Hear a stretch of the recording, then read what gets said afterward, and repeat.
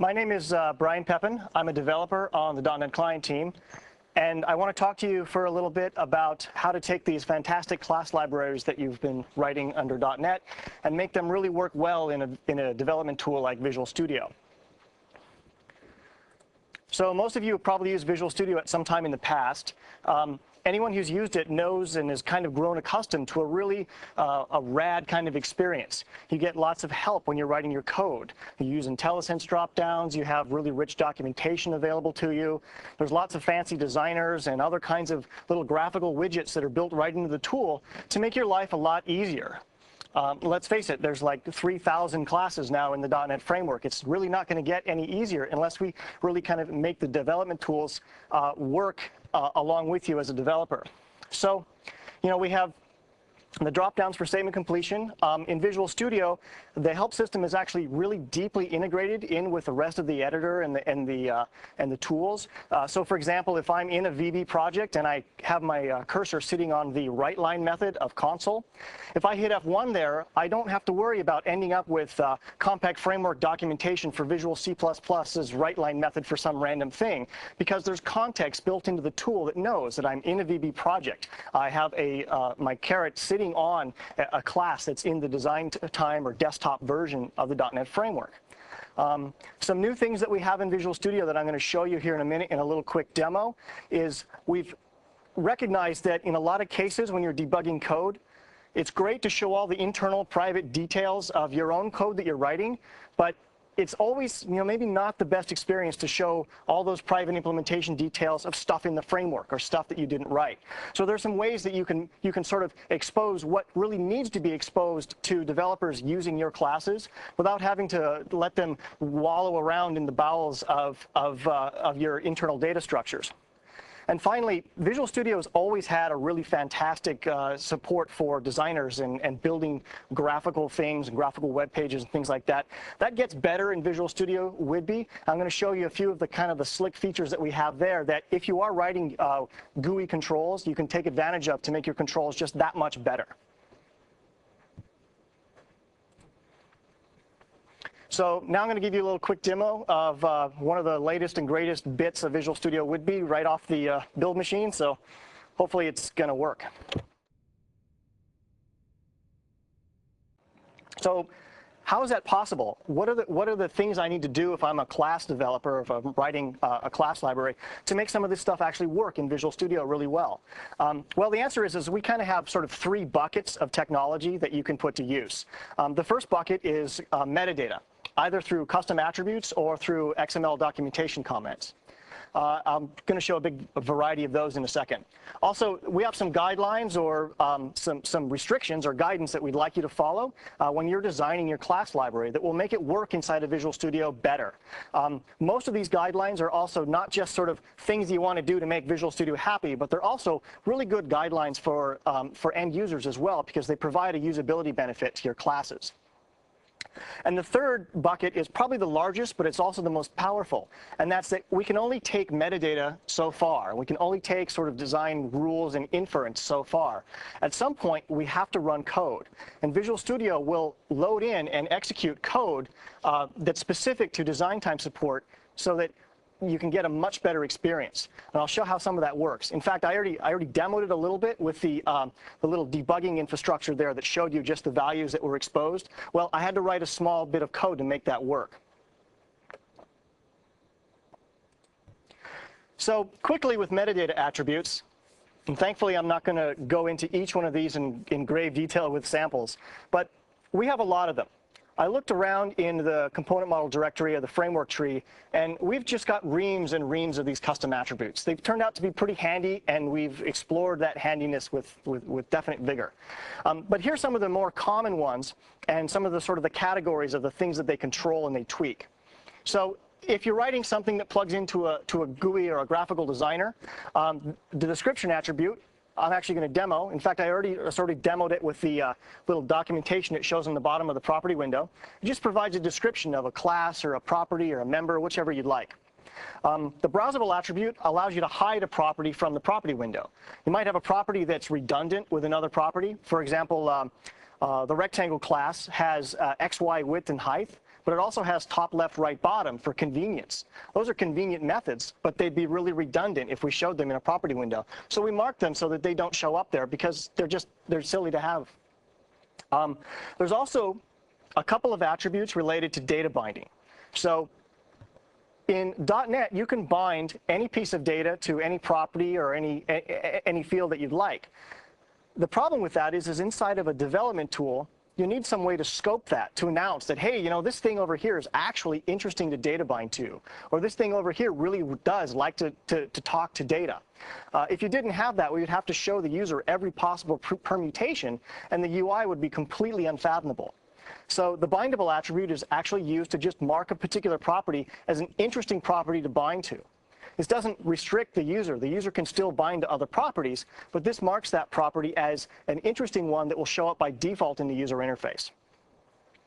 Similarly, list bindable is used to announce that a particular collection object is interesting to offer as a source of data. There's lots of collections in the framework that run inside of a designer that you probably never want to source data to.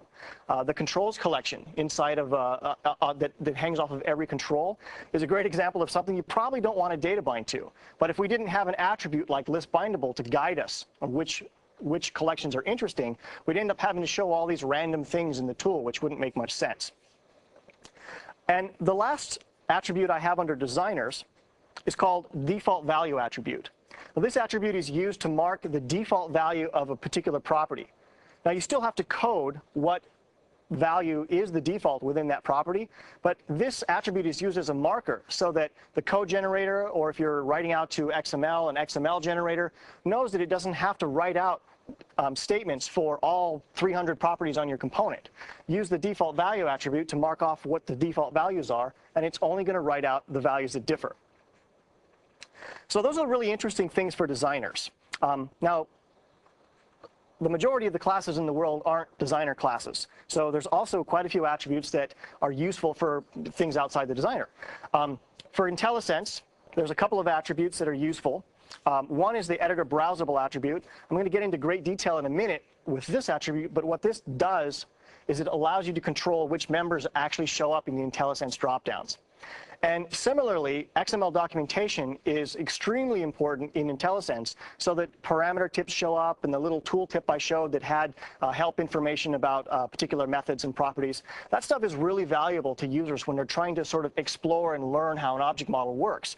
And it's going to be probably a decade or more before the .NET framework is as well known as something like Win32, where the majority of people can just get away with using it from scratch without actually using some of these documentation tips to kind of help them along. For Whidbey, we've added a couple of new attributes for debugging, particularly the debugger display attribute, which controls sort of what the parameter tip is on a watch. So when you hover over a particular field or a particular method, normally there's some default heuristics that show up on that display what that value should be represented as. Normally those default heuristics are pretty wrong. So this allows you to kind of correct that and provide something useful. And debugger browsable is a way for you to take implementation details that are part of your class and hide them from the debugger. A great example of this is, I have all this underlying fields and structures and data that's inside of my object, but it's just not useful for a debugging experience. It might be information that keeps track of state only within my object. It's really useful for me if I'm trying to debug that object, but for everyone that's just using that class, it's superfluous and it just kind of masks what they might really want to get at.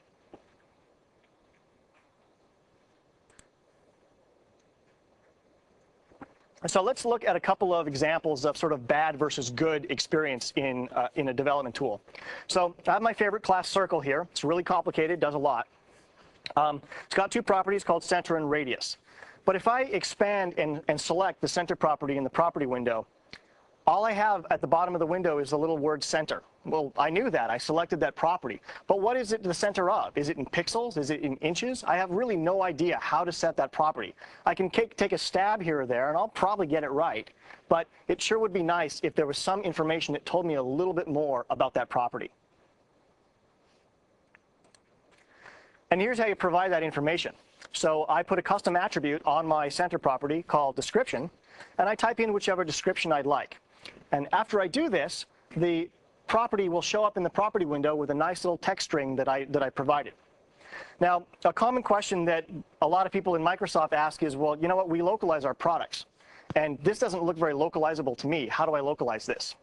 Well, the answer is we've built in some localizability into these types of attributes that provide text back to the user, but it takes a little bit of work on your part because we don't know where to get your localized resource from. We don't really know what scheme of localization you're using.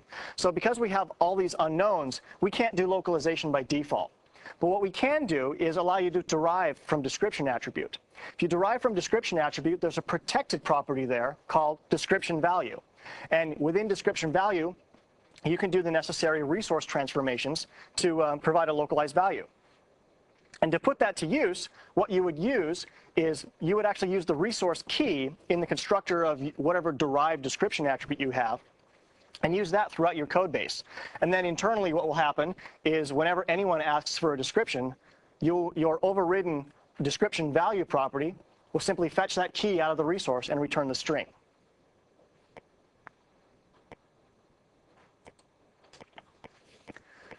Also along these lines, XML documentation is absolutely critical, or some kind of documentation is absolutely critical for these classes. And using XML documentation is a really fantastic, easy way to get at least entry-level documentation for your classes. So here I've written a class called FileInfo. It has a public property called path. And as I start using IntelliSense and I type out path on FileInfo, I know that it's a string now because the little tooltip has told me that, but is it the fully qualified path? Is it relative? Does it include the file name on the end? These are things I have no idea, and I have to go consult the documentation or write some code and debug through it and see what it actually produces. Neither of these is a terribly rad way for me to kind of go about my business. I have to stop what I'm doing, interrupt it, and go figure it out. Well, I can fix this really easily simply by adding some XML doc comments to the top of my property. So if you're using Visual Studio Would-Be, all you have to do is type 3 slashes, or if you're using Visual Basic, 3 apostrophes.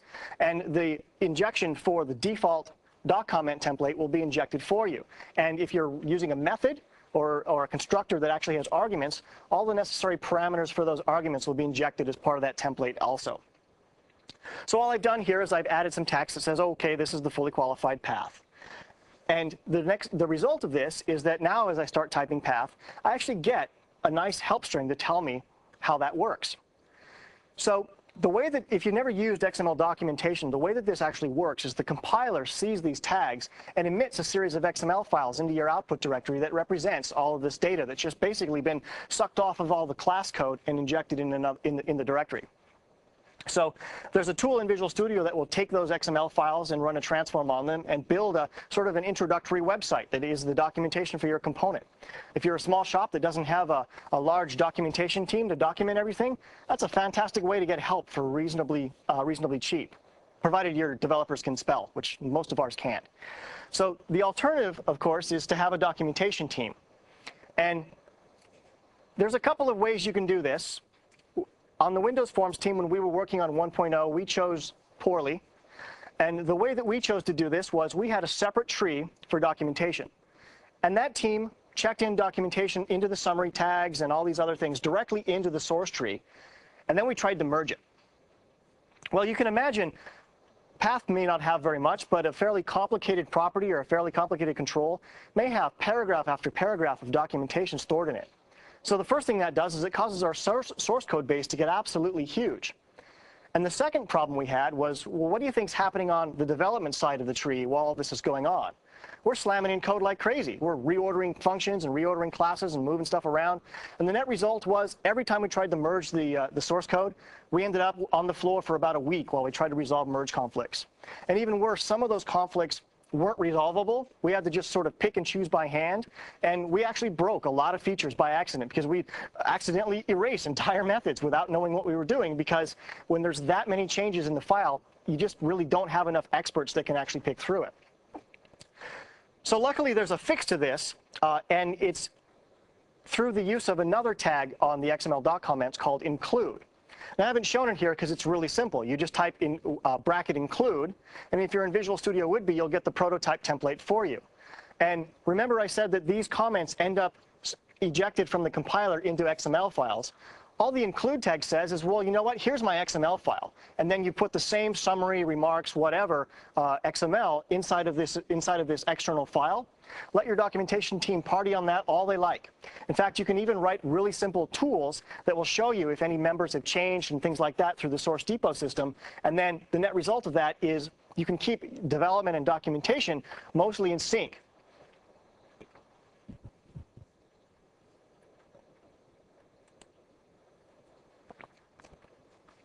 Another really powerful feature in Visual Studio Would-Be is this notion of filtering out properties or methods. So we've always talked about this sort of 80-20 rule, where you want to kind of target the 80% of the developers really, really easily. And then for the last 20% of the really hard stuff, you want to make that possible, but it just doesn't have to be like one-click ease. When you're writing a class library, that all applies, but what do you do with the last 20% of those methods? You put them as public methods on your class. Well, that's a great place to put them, because otherwise you'd have to come up with some other abstraction. But the problem is for the 80% of the population that's not looking for those 20%, a lot of times those are really advanced or obscure methods, and people are going to guide themselves as they develop software by looking at those IntelliSense tips. And they're going to see all these obscure things in there, and they're going to get confused. And they're going to brand, oh my God, this class library is too hard to use. I'm not going to use it. Well, a solution to that is this idea of editor browsable filtering. And basically what this allows you to do is filter out methods that only fall into the 20% bucket. Now, we had this in Visual Studio.NET 2002 and 2003. And we learned a few things from the implementation. The implementation we had then was a project level property that said, hey, do you want to show the advanced stuff? And the problem with that was it was a little bit buried. And we, of course, defaulted in languages like C++ and C#, we defaulted that to say, yes, I always want to see the advanced stuff. And in VB, we defaulted it to say, no, I don't want to see the advanced stuff. But it turns out that the language that you use has nothing to do with what you want to see inside of IntelliSense. So we came up with this other model that's quite a bit simpler and quite a bit easier. And the model is simply, we just chucked a couple of tabs on the bottom of the IntelliSense dropdowns. By default, you see the Common tab. And as you type, if you actually spill over into a method or a member or a property that's part of the 20% world and has a match, the IntelliSense dropdown will automatically switch over to this All tab that shows all the members. So it's a really nice way, even for an advanced developer who's unsure about an object model, it's a great way to look through the Common tab and see what's the likely stuff I'm going to need to use. And if it's not there, then I can click on the All tab and fiddle around there and see if there's something I like. And we decided that this was such a powerful concept that we invented two ways of actually specifying it on your members. The old school way, is the way that we shipped in 2002 and 2003, is to put an attribute on your member. And that's what I have here with editor browsable. So here I've marked the path property with editor browsable state advanced, which means it's only going to show up in the all category. Now, another way I can do this is with XML annotation, with a XML tag called filter priority. Now, filter priority isn't quite as user-friendly, but it has the advantage of not putting custom attributes in your binaries, which does increase the size of your binary a little bit. So there's an advantage to using it. And along those lines of not increasing the size of things, the filter priority is also numeric instead of text, so even your XML is a little bit smaller. So here, 2 is the magic number that also indicates advanced and does the exact same thing. So I've kind of done a redundant thing here just to show you both ways to do it.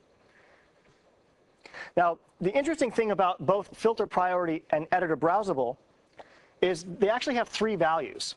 So we have advanced, which we covered, and there's also always, which is pretty obvious. It should be in the common. It will always show things in this common bucket. But we have a third value called never.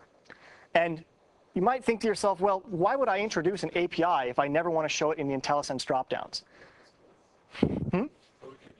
Yes, so we can be sued. No, there's actually a better reason. It has nothing to do with lawyers. It's actually obsolescence. If you want to use, if you develop an API, and in the next version of your product you determine that you actually would like to obsolete part of that API and introduce new functionality to replace it, you can always use the obsolete attribute. And the obsolete attribute allows you to put a little bit of text in there, which will emit a compiler warning so the user can be guided what API they should be using. But it's kind of a little bit of a sleight of hand there to show an obsolete API in a dropdown and entice people to actually choose that if they're just going to get a compiler warning. So you can combine the obsolete attribute with editor browsable never, so the thing will never show up in IntelliSense, and you'll also get a compiler warning if you do use that code. Now, of course, if you do type it out, just like with anything else, it's not actually affecting what can and can't be compiled. So all you're really doing is guiding the user. You're not preventing them from doing anything.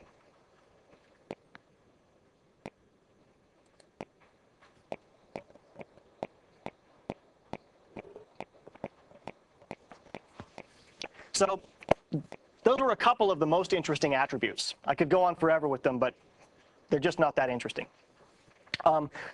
Next, I want to kind of talk about some guidelines or rules that would be really valuable for you to apply when you're designing your class libraries. And a lot of this stuff just is kind of upfront knowledge as you're designing a library, how you want it to work. The first decision point you've got to make is, what do I ultimately derive from? Do I derive from object? Or do I either derive from component or implement an interface called iComponent? The answer to this is kind of hard to explain because it's actually kind of philosophical. From an object standpoint, objects are kind of, I create it and it's done. I create it and use it for something and it's done. So objects oftentimes are sort of transient. Components, on the other hand, have a model where you typically create an instance of the component, set some properties on it, wire some events to it, and then that thing kind of stays around for a while, lurks in your application and does something useful. So there's sort of a different philosophical difference. Now there's a technical difference as well, because components are the one thing that can actually be used in visual designers, both in ASP.NET and in Windows Forms, and also eventually in Avalon. So you have to derive or implement iComponent if you want to be on a designer, sort of in a first-class kind of way. Now, of course, any class you write can be used in designers if that class is a property of something that ultimately is a component, but that's kind of just some details. Second thing you really want to pay attention to is some things you want to keep track of when you're designing properties. One of the main ones is keeping away from interdependencies between properties. So say I'm writing a sort of an authentication component, and I have two properties, username and password. And I've designed my component so that it automatically authenticates when I set the password field. Well, what have I done there? Well, I've done a few things that are kind of interesting. One is I've done some really complicated logic in the setting of a property, which you probably want to stay away from because people assume properties are cheap and lightweight. But another thing that I've done is I've forced the user to have to understand that username has to be set first. If I'm a user and I am just playing with this thing, I might decide to set password first and then username. But if there's no username set and password tries to authenticate, it's obviously going to get an error and my app won't work. Now, there's another really strong reason why you want to stay away from this is Visual Studio likes to generate code. And in ASP.NET, it likes to generate HTML. It's good at it. It doesn't really have a way to determine which order things should be emitted in either the code or the XML. So if you write properties that have these complicated interdependencies, there's a good chance that when you try to use that object in ASP.NET or WinForm designers, it's not going to work when they hit run. It's not going to work because these dependencies weren't established and the wrong code was generated. And it just makes your component look broken, or it makes Visual Studio look broken. Another thing you want to keep track of is the use of exceptions in properties. So by all means, if someone tries to set an invalid value into a property, throw an exception. Throw a meaningful one. Write a paragraph of text describing why they did something wrong. But if someone is reading a value out of a property, you probably don't want to throw an exception there, because an exception indicates that an error happened. And if I'm a property, and a property is a fairly basically lightweight abstraction on top of a piece of state, well, that's really telling me as a user of your object that somehow when I created your object was created in an invalid state. That's something you want to stay away from. And of course, there's a technical reason behind this too, and that's that one of Visual Studio's favorite things to do is create instances of objects and reflect all over them to find out what they can do. So of course, when it does that, if you have properties that throw whenever Visual Studio is reading values, Visual Studio is going to have to trap that and catch and catch and catch. And there's going to be lots of little kinds of exceptions going on inside of the tool, which you technically really don't want to have. So stay away from throwing exceptions in property getters. And finally, if you are using iComponent or component as your base class, remember that this object model or the model of components has a sort of I create it, I configure it, and I use it pattern. Well, to make that pattern really work well, your component should have an empty constructor. Now, that doesn't mean that it only has an empty constructor. It simply means that it should have at least an empty constructor in there. You can overload it with as many interesting constructors that make sense for your model, but you should have an empty constructor. And again, there's a technical reason for that too. Windows Forms, because it works off code generation, actually does have the ability to emit arbitrarily complex constructors. But ASP.NET doesn't, and the upcoming Avalon Designer, because it will be based on XML as well, also doesn't. So you'd be kind of shooting yourself in the foot if you wrote components that only took special case constructors.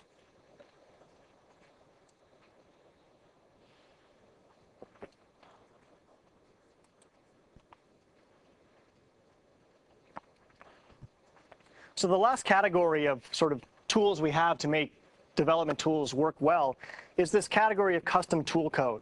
And it's a whopper. We've got lots and lots of custom code in the .NET framework to support development tools like VS. And you notice every time I say this, I keep saying development tools like VS.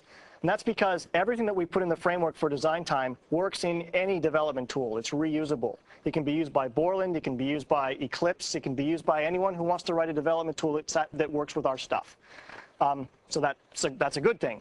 But what did let's look at how we kind of evolved into this big range of design time classes. In the COM world, back in the VB6, VB5 days, there was also this notion of instantiating objects inside of the tool to do useful work.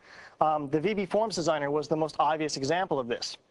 And in that day, all objects that satisfied that requirement were ActiveX controls. An ActiveX control is essentially akin to a component in the .NET world. ActiveX controls had one way of telling if they were in a tool. There was a bit that was set that you could query, and if it was set, you could do all kinds of amazing things because you knew that you were inside of a development tool. That's good and it's bad. It's good because it's really, really simple, but it's kind of bad because if you had to do a lot of amazing things, sometimes your amazing things were larger bodies of code than your control was, and you had to publish all those amazing things along with your control and sort of organize that. The other thing that COM kind of had going for it in terms of simplicity was that custom data types weren't really that broadly used in COM. So I used to work on the Visual Basic property window a long time ago. And the property window knew how to handle just a few data types. It knew about pictures, it knew about fonts, knew about colors, and it knew about variants. Those are the 4 things it knew how to handle. If it wasn't one of those things, it didn't get shown in the property window.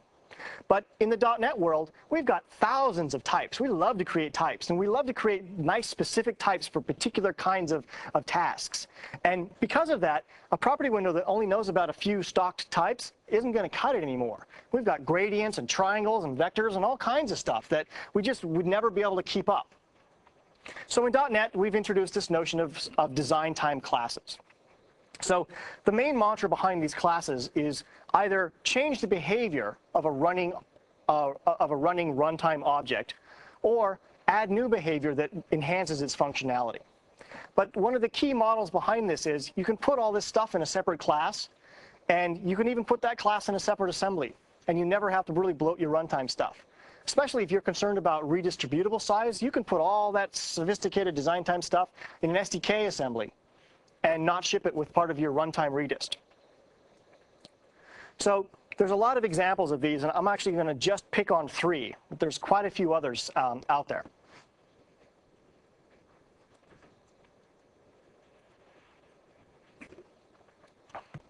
So we're coming back with the bad-good methodology. And I already showed you a demo of debugger type proxies when I showed you my circle class that had this nice experience when I was running inside a debugger.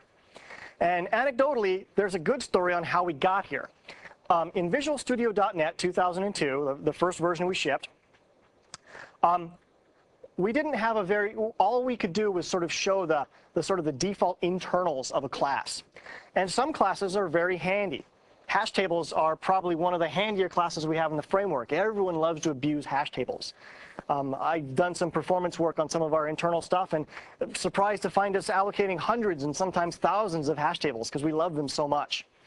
The hash table class is great because it's not that big, it's pretty fast, and it encapsulates a really usable data structure concept.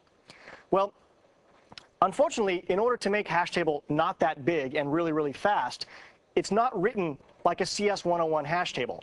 It's a fairly complicated chunk of code inside there, like lots of algorithms around prime numbers and what to do if there are hash collisions and bucket transformations and all kinds of stuff that ends up showing itself in hash table's sort of debug level API as a bunch of really complicated fields.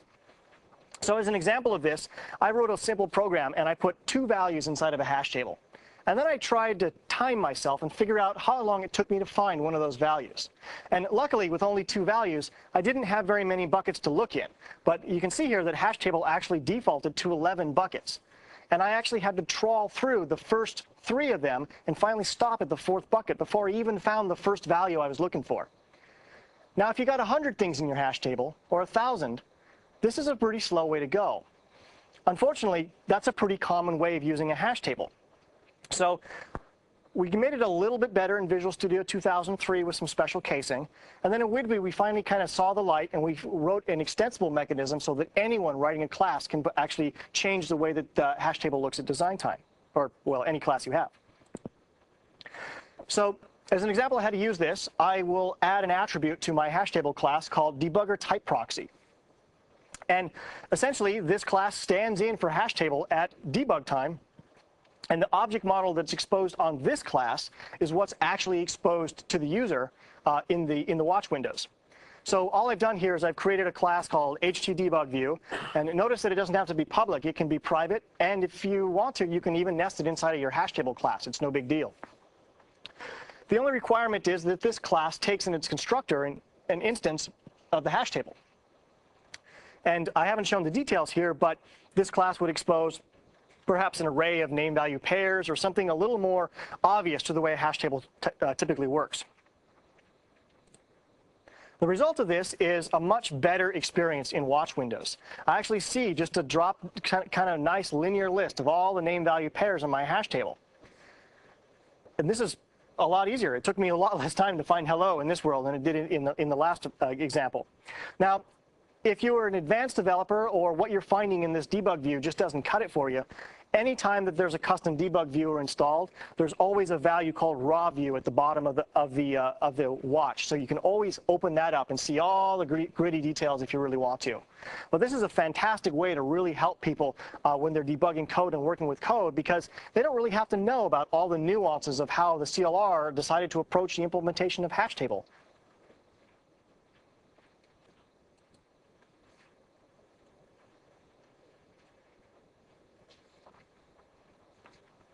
So I'm coming back to Circle again. Circle was designed to be used inside of a graphical designer like Windows Forms. But when I first wrote Circle, it looked roughly like this, and I put it on a property on my control, and I ran it in Visual Studio. I was a little depressed with what I got in the property window. What I got was this gray class name that represented my Circle class. Didn't have any other data about Circle whatsoever. And it turns out that I didn't supply any. All the property window did was call toString on my Circle object and called it a day. I can't edit the value of my Circle. Doesn't display anything useful to me at all.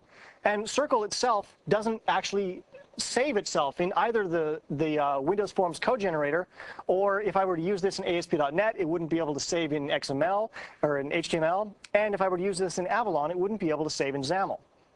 So obviously, Circle has limited use right now. I can improve this substantially by introducing yet another attribute called a type converter. Now, a type converter obviously converts from one type to another. And in this case, I've written a class called Circle Converter. And I did a few conversions. I supported a few things in Circle Converter. Now, the first thing I did is I wrote a bidirectional conversion from string to value and value back to string. And all of a sudden, poof, instantly when I did this, I could now edit what was inside of Circle. And when I made changes to it, it updated the Circle value and sent it back out to my control. It was just fantastic. The other neat thing that I did when I was writing my type converter is I set a bit on my type converter saying, oh, by the way, my circle class exposes properties that are interesting for the user to see at design time. So all I had to do was set this bit, and wow, instantly I got a little plus minus sign next to circle that would allow it to expand.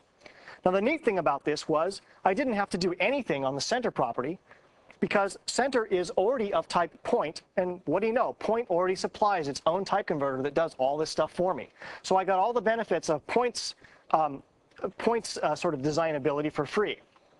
Now another place that I used this or abused it, depending on your point of view, is when I was writing my text-to-value conversions for Circle. I didn't do any work to do the old A to I type of implementation where I would convert from a string to a number. I didn't use int32.parse. I didn't use anything to determine whether or not I should be using a comma or a period, depending on culture. I didn't use any of that stuff. And the reason why is I used the one-off point. So Circle consists of a point and an integer. All I did to make my text-to-value conversions work is I parsed out what was before the colon and what was after the colon. And what was after the colon, I passed to the integer type converter. And what was before the colon, I passed to the point type converter. So I really didn't have to do any conversions at all. The entire type converter took me about 5 minutes. So after I did this, a lot of things started to work. The property window works. Yeah? By doing the parsing, let's say we encoded an exception. So how do we show that to the user? If you code an exception, just throw it. Just throw it. The property window will catch it and display that error to the user. Just make sure you provide some decent text in it. Document already catches it. Yeah. So after all I did this, lots of stuff worked. The property window was pretty happy. I liked the way that it worked. If I was using Circle in ASP.NET or in Avalon, the XML would work just fine too, because what do you know? XML is a text format and uses type converters to do text conversions. Unfortunately, my Circle class still can't generate code inside the Windows Forms Designer because code isn't, well, code is text, but internally code is really not text. There's a whole object model behind code. So the last thing I have to do to make my Circle class really work well is provide support for code generation. And this really isn't that hard. There's an object called an instance descriptor, and the role of this object is simply to describe how to create an instance. It's really a factory. And this is yet another kind of data type that I can convert to inside of my type converter class. So this is just a little snippet of code I stole out of my type converter. And what I'm doing here is I'm getting a hold of the Circle type, and I'm using reflection to find the constructor of Circle that takes a point and an integer as arguments. And once I get that constructor, I simply pass it to a new instance descriptor, and then I pass in an array representing the objects that are the parameters to that constructor. And when I do this, I get a nice bit of code inside of the Windows Forms Designer that generates a new circle and even generates the new point for me inside of that constructor. And once again, it did that because instance descriptors are recursive. When it saw the value of point, it said, well, let me get the type converter for point and see if it can create an instance descriptor. So everything was all recursive that way, and all I really had to do was sort of do a little bit of work on Circle to make kind of everything pull together nicely.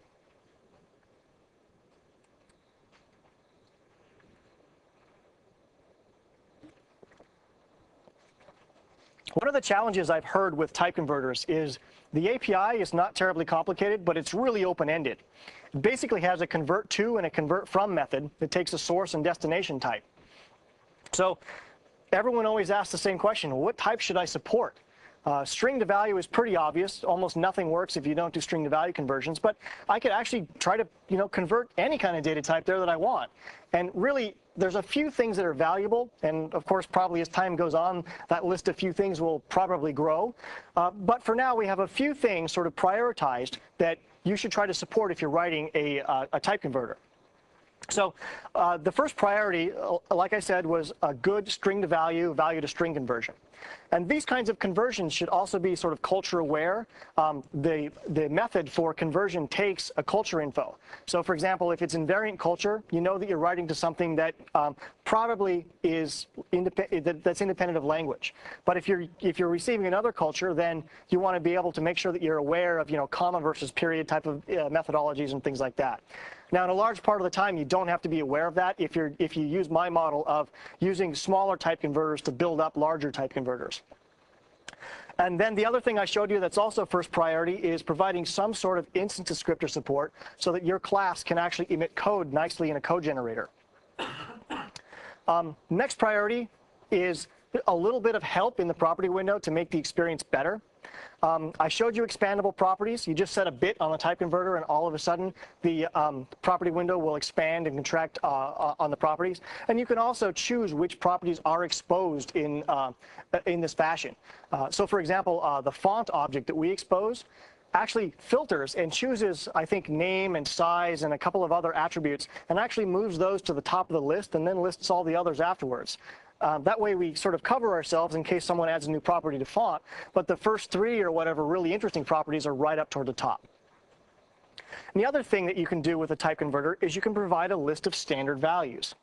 So that's interesting if you're writing a class that has some stock characteristics to it. Like, for example, we have a class called color that represents a color, but it also offers a lot of static properties. It has named static properties for all the web standard colors. So you can choose blue or red or salmon or any kind of property you want. Well, so what we did is we also wrote a type converter for color, and we provided a list of standard colors that someone can use. And when we did this, the property window will automatically show up drop-down that has all those colors represented there, so I can just pick one. And finally, on a lower priority, but it's kind of important if you're doing a specific kind of class, and that's a conversion to and from a byte array. So there's a lot of classes out there that don't have any real code or text-based representation. A class that exposes a bitmap, or a class that exposes a sound or a MP3 clip. These types of classes are essentially resources, but they're treated programmatically as classes. So one thing I could do is I could mark that class as serializable and then save it as a resource somewhere using binary serialization. That would work, but I've now wrapped what is essentially raw data that is independent of that class in a format that's now sort of tied to that class. So there's no way that I could ever take a bitmap from system drawing and load it into an Avalon image because I wrapped it in some stuff that isn't really convertible to an Avalon image unless I first convert it to a bitmap. So this bidirectional byte array conversion allows you to provide a way to dictate to code generators and resource serializers and XML serializers that what I have here is something that really represents a resource. And just return back the array of bytes representing that resource, and it will optimally save that in whichever format it can.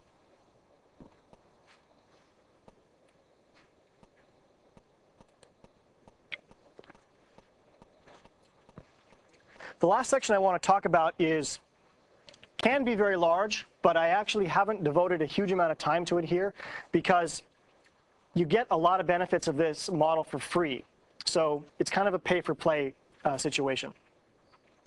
Back in the VB5, VB6 days, the tool itself, Visual Basic.exe, whichever version you were running, actually had all the code inside that tool to run the forms designer. The ActiveX controls that you put on that forms designer had no idea about what design time was, except for this little bit that Visual Basic would pass to it. That's great as long as all of your UI consists of little rectangular boxes with 4 little grab handles on them that you can drag around. But one of the things that we found out early on in the .NET framework is the number and kinds of classes that people are using today to design graphical interfaces is very diverse. And what's more, some of those classes have really, really complicated configuration requirements that make it very, very hard to have a really generic model. Those classes need to provide code into a tool like Visual Studio in order to make themselves really designable with anything better than sort of this default implementation. So what we did is we took the idea of a designer, and instead of making it one designer for the form you're working on, we made it a designer for each and every control or component that's on that form, and another designer for the form itself. And the way that this works is each of these designers kind of all agree under the covers to communicate with each other and provide a nice seamless experience to the end user. But the advantage of it is individual control authors can replace these designers with their own versions that derive from whatever their base class designer is, and they can change the behavior. They can add more grab handles. If I want to write a control that allows me to rotate things around and spin a chart, I can now do that. I can write custom grab handle code. The snap lines that I showed you earlier, I'm sure that there are going to be other kinds of interesting points to snap to besides the rectangular boundaries. In fact, there already is. We found that there was a need to snap to baselines. So that's another extensibility point that a custom designer allows you to do. So the designers have grown into this fairly complicated array of classes that allow you to do this really rich behavior. You can derive from one of these classes and change the behavior to your liking. Now, if you all had to write a designer for every control, it would be an absolutely daunting task because the amount of work that they do is fairly rich. But luckily, we provide default designers for default levels of base classes. So anything that derives or that implements the iComponent interface automatically gets a default designer for free. The designer doesn't do much because iComponent doesn't do much, but hey, they get it. Anything that derives from control, both ASP.NET Control and Windows Forms Control, they get the equivalent base class designer for free. Now, what that designer does for ASP.NET versus Windows Forms is very different. ASP.NET is all about rendering HTML. So the focus of designers in ASP.NET is to allow you to change and mutate the HTML that's generated from a control. This is what makes, if you've ever used ASP.NET and you've used templated controls that kind of open up and allow you to drag other things into them, well, that's the designer that's doing all that work for you. And similarly on the Windows Forms control, all the grab handles, the fact that controls don't actually become interactive when you click on them, snap lines, the little smart task thing that I showed popping up, there's a million tiny little features that all work together to create a great design experience for Windows Forms. And while this is still in progress, we're working on developing the Avalon Designer right now, but Avalon has a base class called Framework Element, and what do you know? It also has a Framework Element Designer that does Avalon-y specific things. Very similar to what Windows Forms can do, but it's actually it's a different model because Avalon has a different model of rendering UI.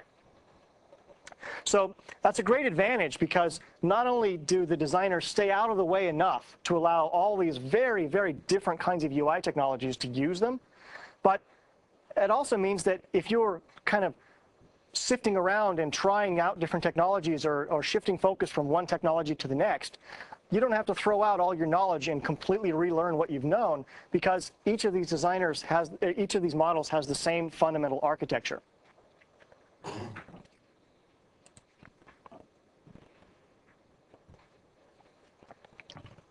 So the last thing I wanted to talk about today is this notion of tool-based extensibility. So we have this model today where I can write a control and I can write a designer for it that does all kinds of rich user interface interactivity and everything's all great.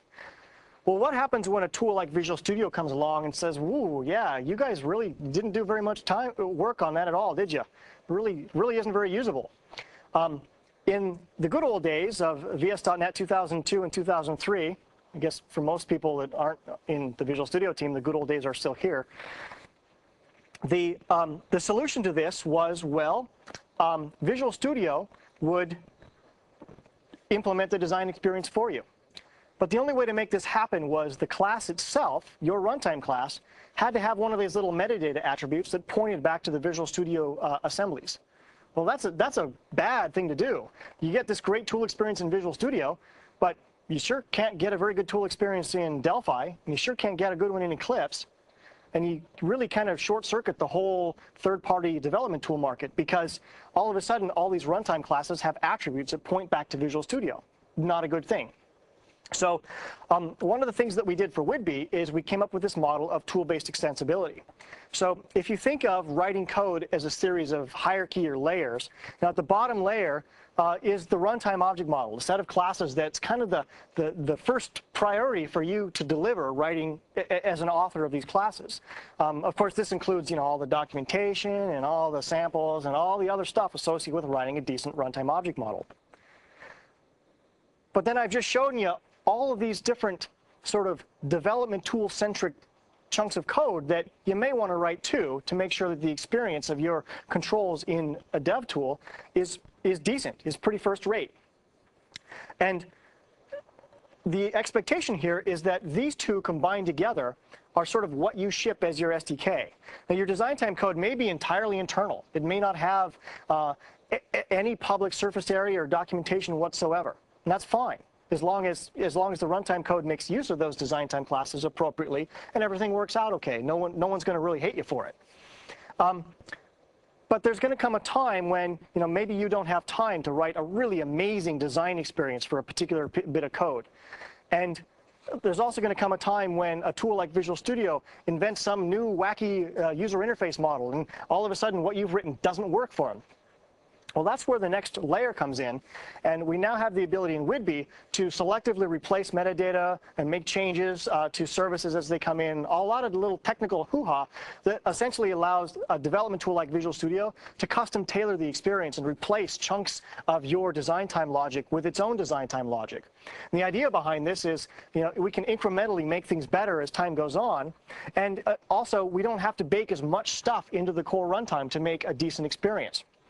Now, as an example of this, the core Windows Forms designer, if you select an image to be on the background of a control, like a button, by default, that image gets written into a resource file that's associated with the form. And the reason for that is, well, that's all that Windows Forms designer knows about. It's only aware of the form and a couple of resource files associated with it, because that's all that's part of the architecture. Well, anyone who's written a lot of UI with toolbars knows that the best way to do this is actually have a global resource for all the images in your toolbar, and then link to it from 500 forms or several pieces of UI. We wanted to introduce that model inside of Visual Studio Whidbey, but we didn't really want to introduce a bunch of architecture and junk down in the framework to make it happen. So what we did is we used one of these little tool enhancements, and we replaced image handling for every image in a Windows Forms control. And all image handling in Windows Forms controls now actually routes to a project level, a resource repository where you can choose resources and reuse things. So this was a great sort of demonstration that, yeah, you know what, tools can actually add value on top of what we ship in the box. Of course, what we ship in the box is pretty complete. The Windows Forms designer actually in Whidbey is so easy to reuse that it takes about 4 lines of code to show the entire thing, including snap lines and the pop-up panels. So you can see by doing this that we build up a nice little environment where we have this public API and SDK where people can go and write to your code. But then if there's a tool vendor that comes along that wants to really make your classes unique to what they're doing inside their tool, they can do that too.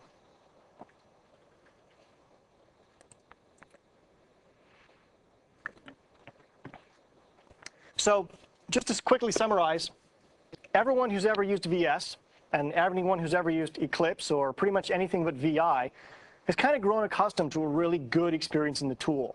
There's just too much surface area in these class libraries today to expect people to really know how to program without some sort of nice little helpy drop-down things to guide them along. So everyone expects that today.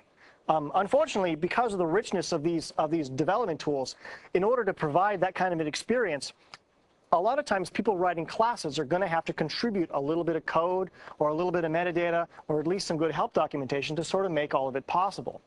The other thing that I hear a lot of is, well, that's an undocumented API. We're not going to cover that.